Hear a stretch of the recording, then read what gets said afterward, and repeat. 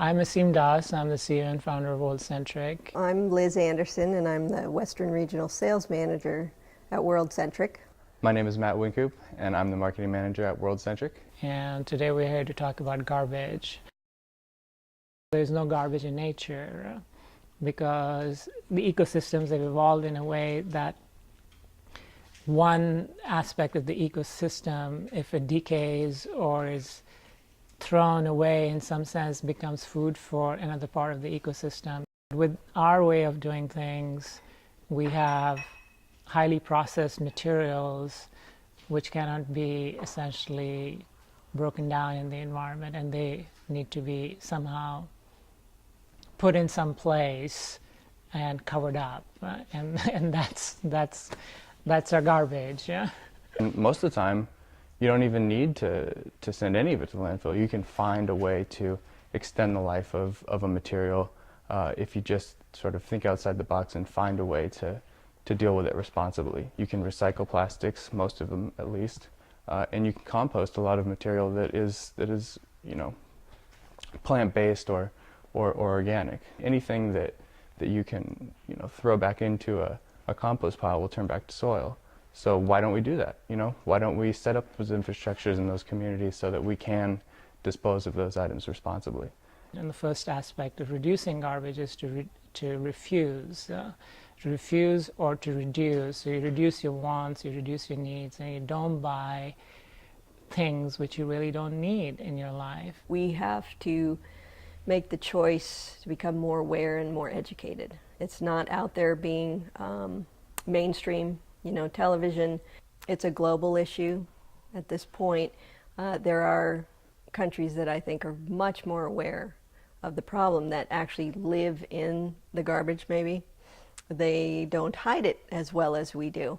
There's a growing movement of people who they're more aware of what we're doing to the earth now and what we've been doing to the earth for the last 50, 60, 75 years, ever since we started creating plastic wraps and different styrofoams, that type of expanded polystyrene items.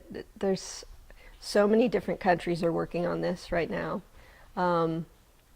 We have global communication, so the word gets out no matter if these big companies try to stifle it or not.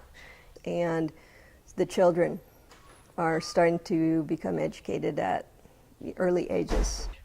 Just like we're already beginning to as adults, the kids are going to grow up and say, no, this is not going to happen to my world, and what about my children?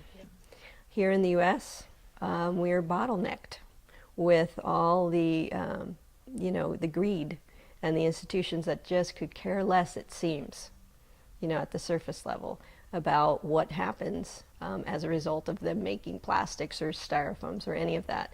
The toxicity levels, mostly what I hear is, oh, that's not true. And what's happening is the legislation is helping a great deal with that. Legislation that I've seen so far is banning the use of single-use styrofoam containers, plastic bags, single-use plastic bags.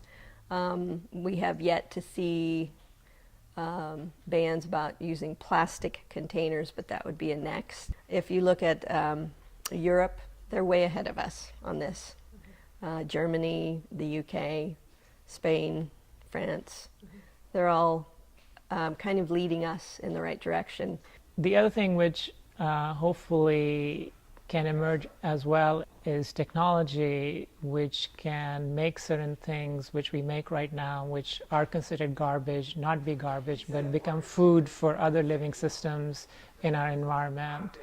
And this is what we do at Centric, where we replace traditional plastic and styrofoam with bio-based materials. And a lot of them are agricultural waste products, materials such as sugarcane, leftover sugarcane pulp, or wheat straw fiber, and as well as other bio-based materials like cornstarch.